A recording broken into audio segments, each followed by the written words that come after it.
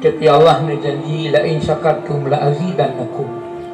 Kalau kamu syukur di atas nikmatku, la azidannakum, pasti Allah akan ditambah nikmatnya yang berlipat ganda.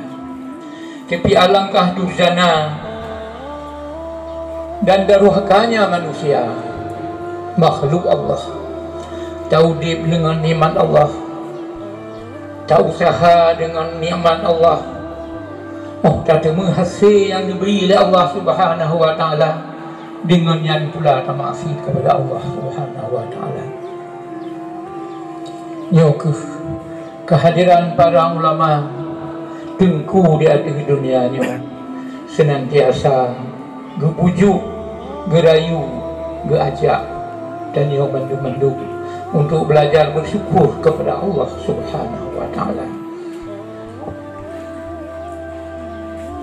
Hana li Allah Subhanahu wa taala neberi ke manusianya intiqam.